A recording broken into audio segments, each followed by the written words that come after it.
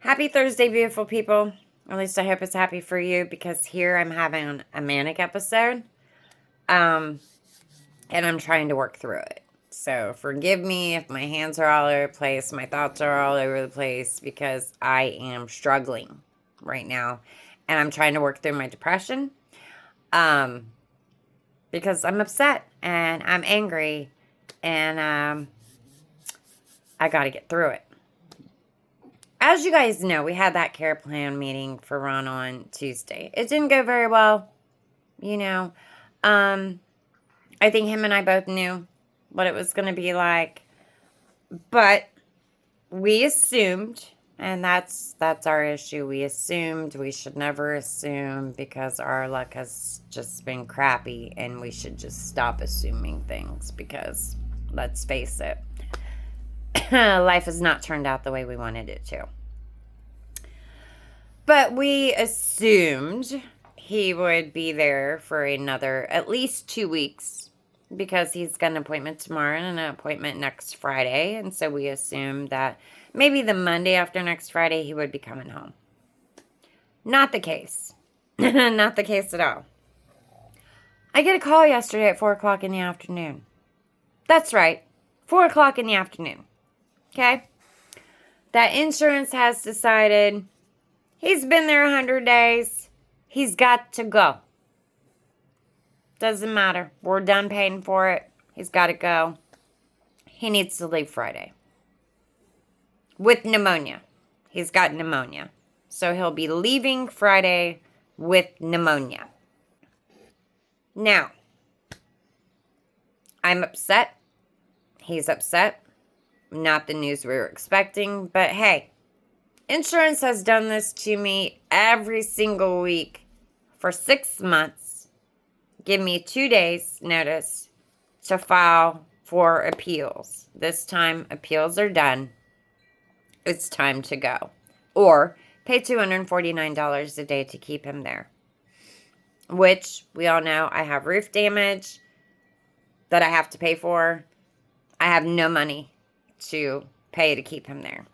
And when I spoke to the woman who was trying to get him on Medicaid to help pay for it, her response to me was, well, I thought the plan was for him to just discharge home. There you go. So, they want him home. Again, I kind of feel like it is, yes, he hasn't made a lot of progress, but guess what? Pneumonia. Constantly getting pneumonia. That wreaks havoc, man, that wreaks havoc. Figure out why he continues to get the pneumonia. Fevers, MS relapses. But even through all of that, my husband never refused therapy. Like, that man is so strong. I couldn't have done what he did. And I'm going to be completely honest. Because even on his darkest days, he didn't refuse therapy. Even when he felt like crap, he would do it. He would push through it. I used to be that strong. That I probably would have been able to do it. But these past 6 months of my life, I am not that strong person that I used to be. I cry a lot. I break down a lot. There are a lot of days that I don't want to get out of bed because I've just given up. I've given up.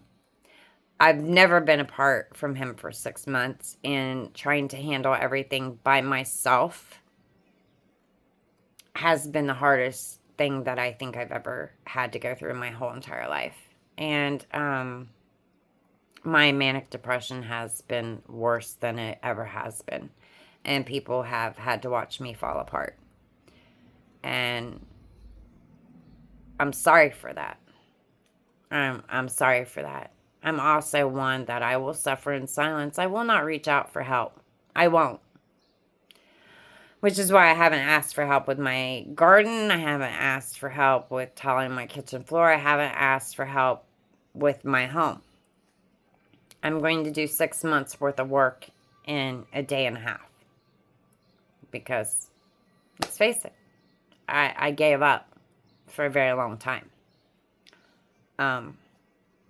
No strength whatsoever. So I admire him, and I'm amazed by him, and he's kind of inspired me to work through these emotions I'm having today, to do what I need to do, because like I said, he's got pneumonia.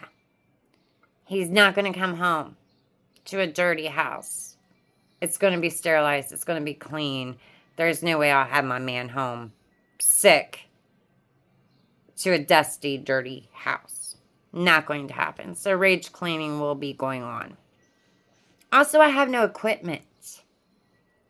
None. No, there's no equipment here. No compression vest, no suction machine, no feeding supplies, no medications. Now, the nurse is supposed to handle the medication part. I hope she does. I hope that all gets sent in. Excuse me. Allergies suck.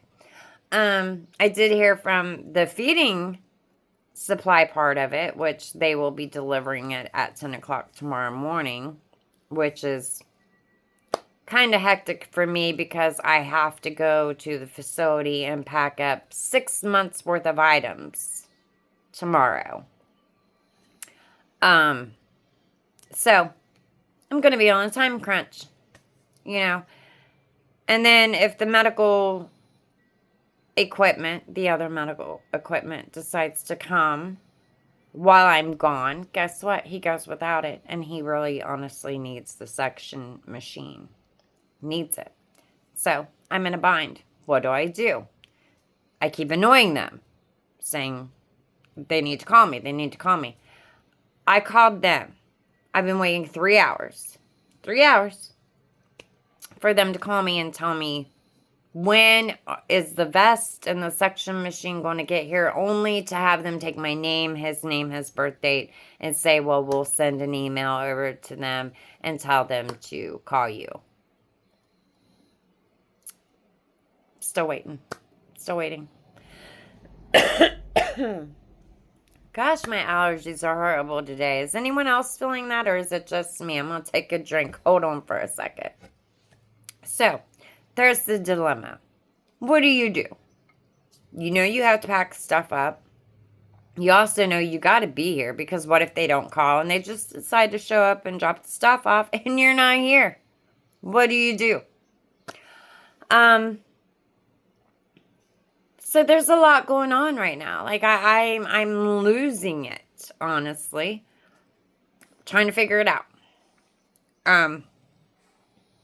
And then, you know, and he's upset. He feels like everyone's pushing him out. And I'm trying to say, don't think about that. At least you're going to be home. Because I do think people get better when they're home. You're in a loving environment. You know, familiar place, familiar faces. Your mind state is different. Yes. He's scared to come home because he made a promise to me that he was going to work hard and he was going to get better, and he feels like he has failed me. That man could never fail me. Never. Never. He could never fail me. He tried his best. He did what he needed to do. Like I said, I would have never been able to do that. I'm not that strong anymore right now. Hopefully I'll get back to that person, but I'm not. He's also worried about the handicap van. The money that I had to save for the handicap van, which I didn't have a whole lot, I have to use for roof repair. We need a house, and we have leaks, and both roofs need to be taken care of. So no handicap van. And I know for him that is a scary thing, because if you can't make it to your doctor's appointments, then you have that fear of you're going to get worse, and dying is always a thing on someone's mind. So if anyone knows of any organization that donates handicap vans, is willing to help me, please let me know. I need to take that burden off of him, that stress off of him, that worry off of him, because I don't have anyone that can get him back and forth to the doctor, pick him up, put him in the car, pick him up, put him in the wheelchair. You know, I do have a nephew that's going to take him to his doctor's appointment next Friday. I know his sons would be willing to help, but you don't know if they have PTO. And my husband will never make them take a day off where they have to miss a day's worth of pay. He won't do that to his children. Very strong man. He loves his children. He also knows they have families, and he will never do that to them. Even though I know that they would help him. I know it. I know they would. But I know my husband. So, we need a van. Desperately, we need a van. And I don't know how to do that. I have been lost this past 6 months. I have tried everything, MS Charities, everything. I have done everything that I possibly could think of. To no avail. No help whatsoever. And I know that would just take a load off his mind.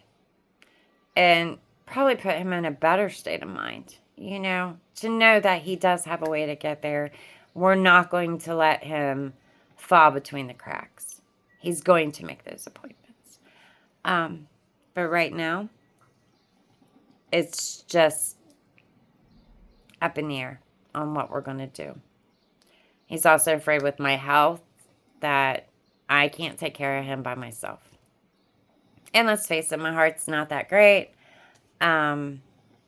I don't know if I'm going to get off my treatment in May. I've got some complications going on now, and I guess that's going to be up in the air. We'll figure that out when I see my doctor next week to talk about it again.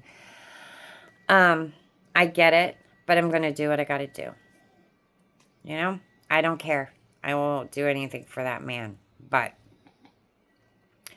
I can't let my husband go without. So, I'm going to be rage cleaning today. I'm going to be annoying the medical company to see when the stuff is going to come because I'm not going to drop it. I'm not going to let it go. Like I said, my husband needs that equipment. We need it. Not going to let him go without it. So, that's my day. That is my day.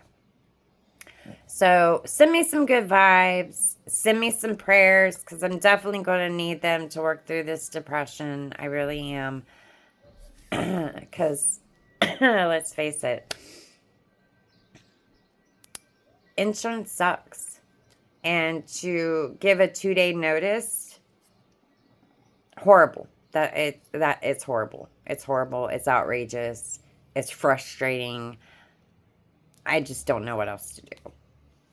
And plus, I have Corey, my autistic son, he's sick. He's vomiting. He was sick last night, you know. So worry is all I have right now. So, yeah, I need those good vibes. I need those prayers. And if anyone knows of anyone that can help me out with the van to ease that worry for him, please, please, please let me know.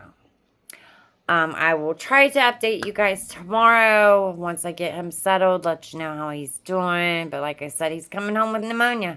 So, I might not be able to talk to you until later on this weekend. So if I don't, I hope you guys all have a great weekend.